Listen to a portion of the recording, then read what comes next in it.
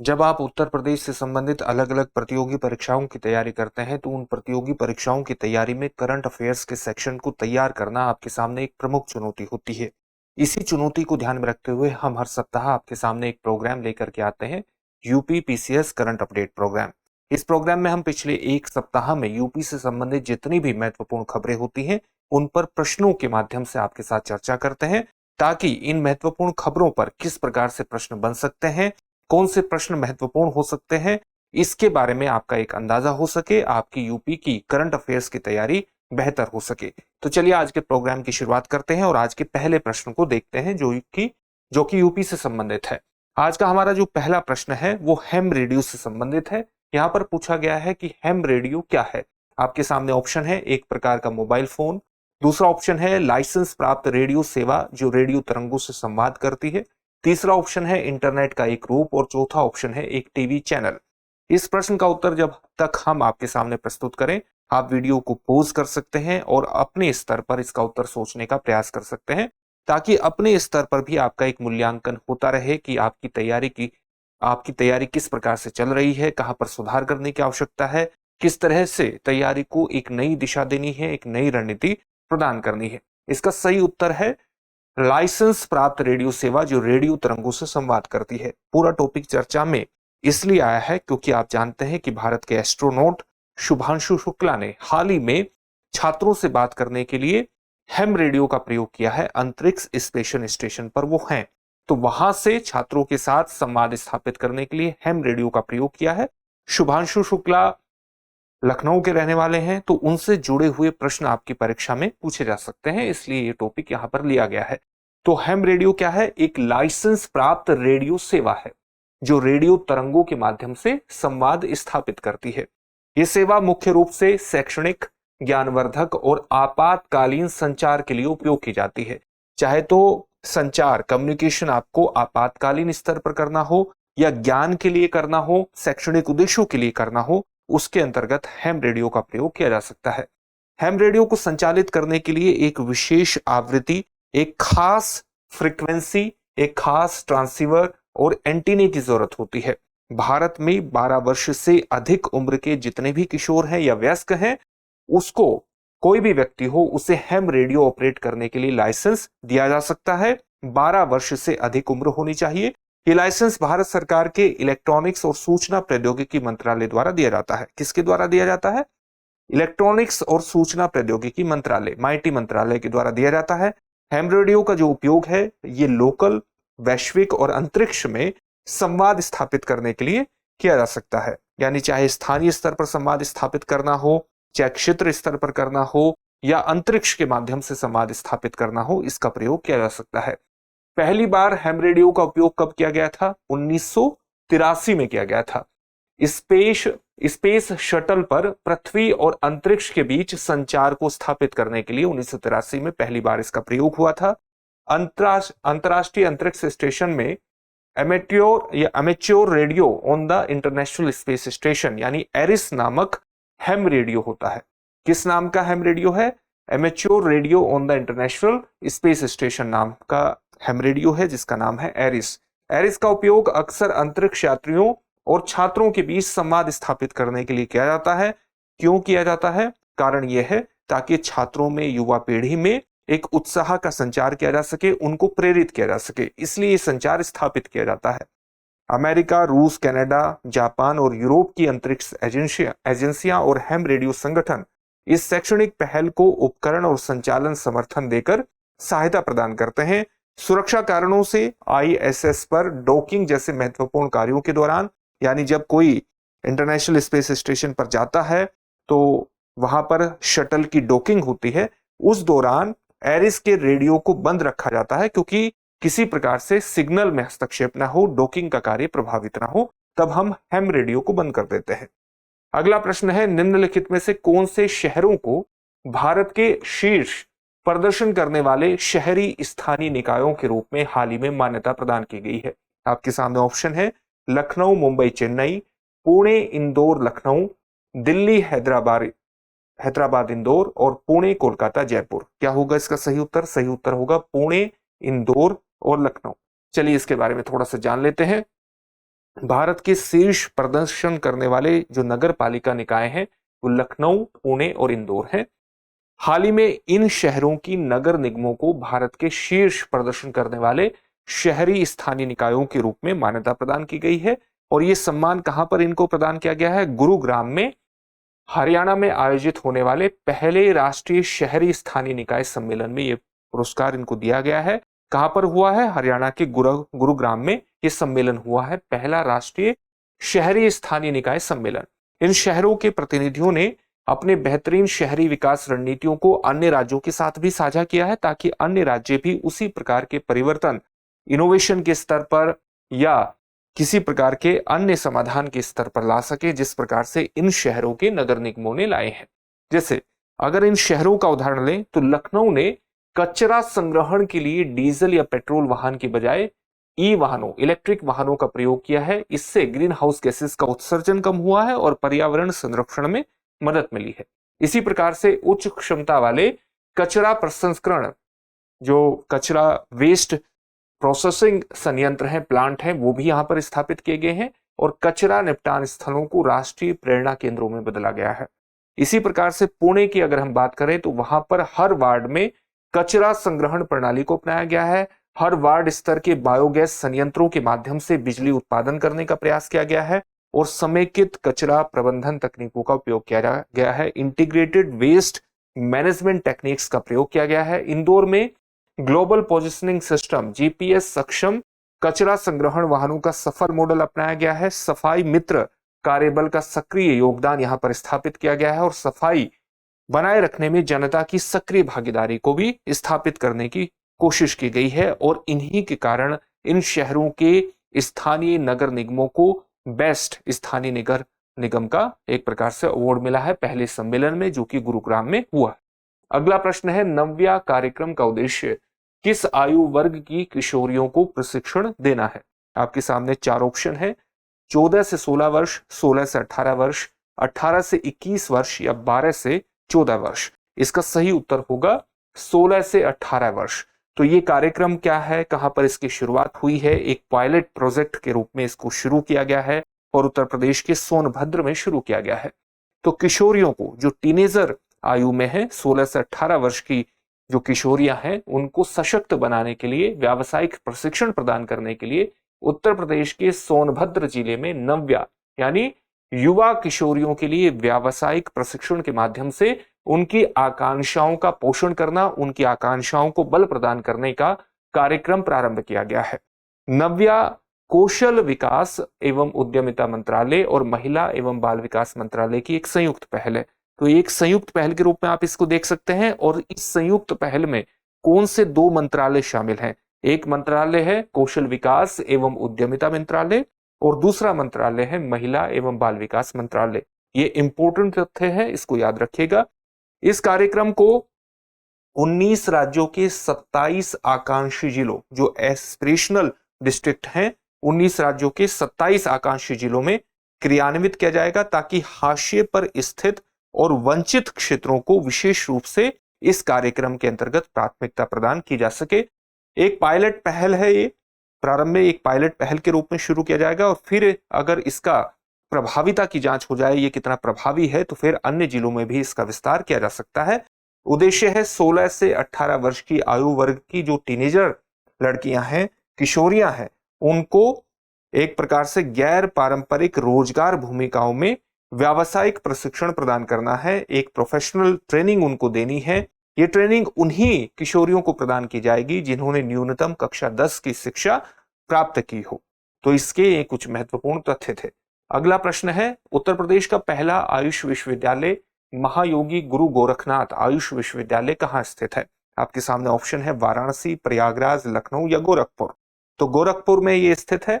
चलिए इसके बारे में थोड़ा सा जान लेते हैं। हाल ही में राष्ट्रपति द्रौपदी मुर्मू ने उत्तर प्रदेश के पहले आयुष विश्वविद्यालय महायोगी गुरु गोरखनाथ आयुष विश्वविद्यालय का गोरखपुर में उद्घाटन किया है। उन्होंने इस क्षेत्र की आध्यात्मिक यानी गोरखपुर की आध्यात्मिक और ऐतिहासिक विरासत पर विशेष रूप से प्रकाश डाला और कहा कि गोरखपुर जो है परमहंस योगानंद की जन्मस्थली भी है। अगर गोरखपुर की नाथ परंपरा के बारे में हम जाने तो श्री आदिनाथ मत्स्येंद्रनाथ गुरु गोरखनाथ की शिक्षाओं पर आधारित नाथ परंपरा की उत्पत्ति गोरखपुर में ही हुई थी। समय के साथ ये जो आध्यात्मिक परंपरा है, नाथ परंपरा है, ये संपूर्ण भारत में फैली, विश्व के अनेक देशों तक पहुंची और इससे विविध योगिक और तप साधना पद्धतियां हैं, उनका व्यापक प्रभाव, एक कॉम्प्रिहेंसिव इंपैक्ट उनका देख सकते हैं।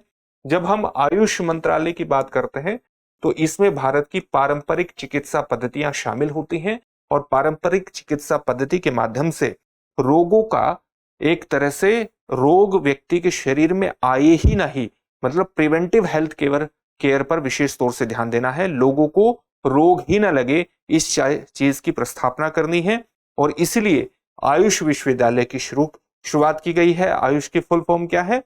आयुष का मतलब है आयुर्वेद, आयुर्वेद योग, यूनानी, सिद्धा, होम्योपैथी, इसका फुल फॉर्म है। और बाद में इसमें एक और चीज ऐड की गई थी, आप ये भी बता सकते हैं, एक और पद्धति इसमें ऐड की गई थी बाद में, कौन सी वो पद्धति ऐड की गई थी? कमेंट बॉक्स में कमेंट करके आप उसका नाम हमें बता सकते हैं।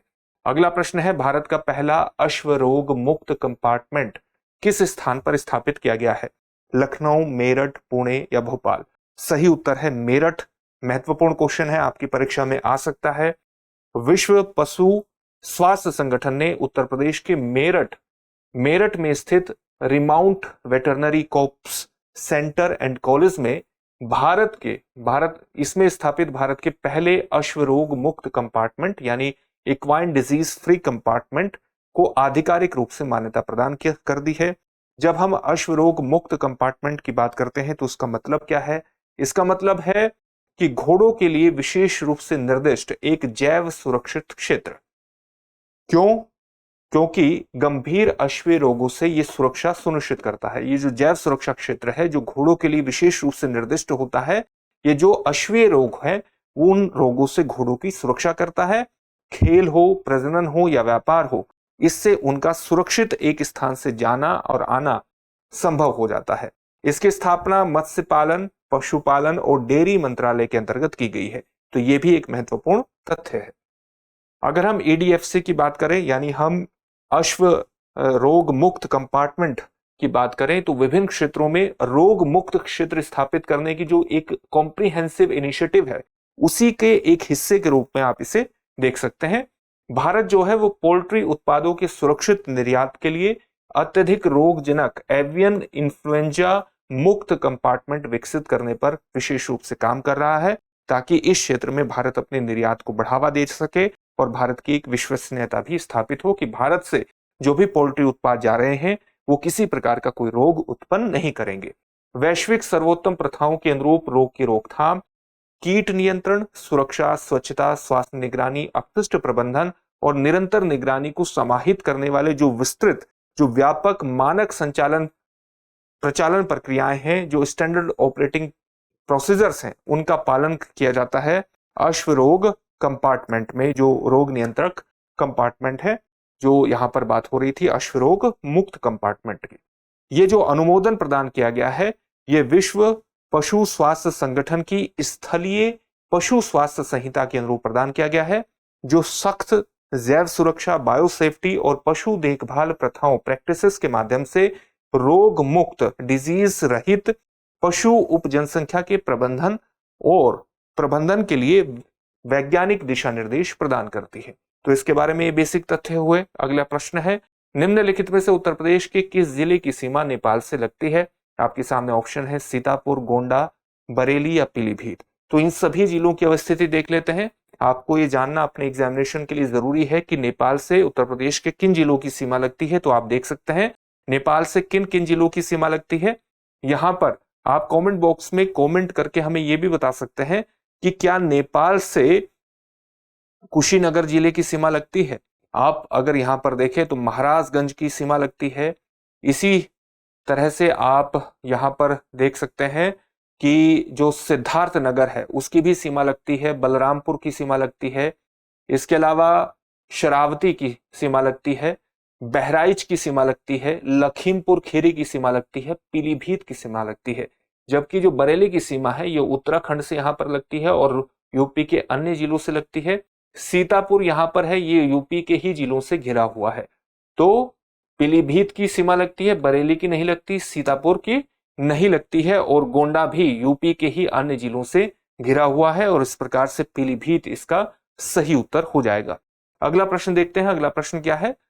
इन्वेस्ट यूपी किस प्रकार की संस्था है? आपके सामने ऑप्शन है निजी निवेशक समूह, राज्य की नोडल निवेश प्रोत्साहन एजेंसी, एक विदेशी व्यापार कंपनी, एक बैंकिंग संस्था। सही उत्तर होगा राज्य की नोडल निवेश प्रोत्साहन एजेंसी। चलिए इसके बारे में थोड़ा सा जान लेते हैं। उत्तर प्रदेश बहुराष्ट्रीय निर्माताओं को आकर्षित करने के लिए जो मल्टीनेशनल अलग अलग मैन्युफैक्चरर्स हैं उनको आकर्षित करने के लिए विशेष रूप से किस नीति के तहत? चाइना प्लस वन रणनीति के तहत इस रणनीति के बारे में बात करेंगे। इस रणनीति के तहत वैश्विक बहु निर्माताओं को, बहुराष्ट्रीय जो निर्माता है उनको आकर्षित करने के लिए अपनी वैश्विक पहुंच को उत्तर प्रदेश बढ़ा रहा है, जो कि मुख्यमंत्री योगी आदित्यनाथ के राज्य के 1 ट्रिलियन अमेरिकी डॉलर की अर्थव्यवस्था में उत्तर प्रदेश को बदलने के संकल्प के अनुरूप है। जैसे चाइना प्लस वन रणनीति क्या है? वैश्विक प्रवृत्ति को संदर्भित करती है। चाइना प्लस वन रणनीति, ये वैश्विक प्रवृत्ति क्या है? इसमें कंपनियां चीन के अतिरिक्त अन्य देशों में अपनी परिचालन गतिविधियां, अपनी ऑपरेशनल एक्टिविटीज को स्थापित करके विनिर्माण और आपूर्ति श्रृंखला में विविधता लाने का प्रयास कर रही हैं।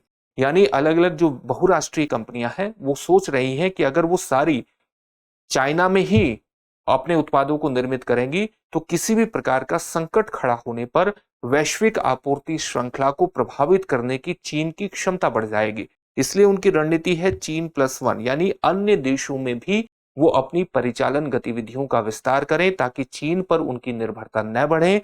इसी रणनीति का फायदा उत्तर प्रदेश उठाना चाहता है और वो बहुराष्ट्रीय निर्माताओं को अपने यहां निवेश करने के लिए आकर्षित कर रहा है।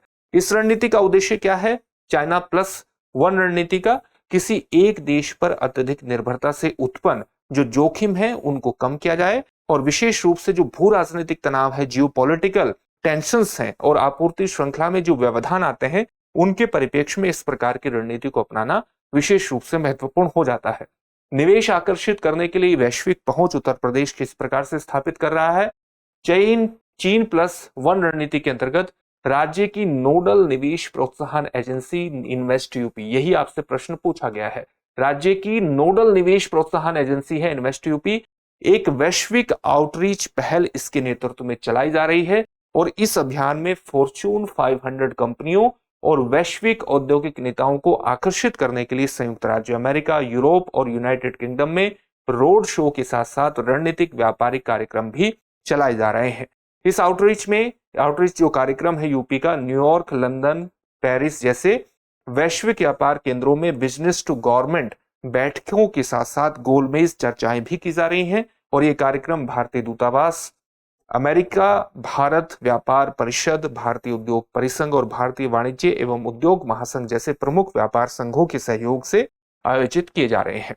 अब आपके लिए एक अभ्यास प्रश्न होगा, लेकिन उससे पहले आपके लिए एक महत्वपूर्ण सूचना है। सूचना यह है कि दृष्टि आईएएस ने एक नई पहल की है दृष्टि एसएससी के माध्यम से। यह हमारा नया यूट्यूब चैनल है, इसको भी सब्सक्राइब कीजिए क्योंकि इसमें आपको मिलेंगी free live classes, previous year questions, demo classes, exam notifications के साथ साथ स्ट्रेटेजिक वीडियोस। इसलिए तुरंत सब्सक्राइब कीजिए दृष्टि एसएससी और डिस्क्रिप्शन में दिए गए लिंक पर क्लिक कीजिए या आप हमें कॉल भी कर सकते हैं 8750187501 पर। चलिए अब एक प्रश्न देखते हैं जिसका उत्तर आपको कमेंट बॉक्स में कमेंट करके देना है। हाल ही में कौन से शहर को जीरो नेट वेस्ट सिटी या कौन सा शहर जीरो नेट वेस्ट सिटी बन गया है? इसको हटा दीजिएगा। आपके सामने ऑप्शन है वाराणसी, कानपुर, लखनऊ या आगरा। इस प्रश्न का उत्तर कमेंट बॉक्स में कमेंट करके जरूर दीजिए। फिर से एक नए सेशन में आपसे मुलाकात होगी। धन्यवाद।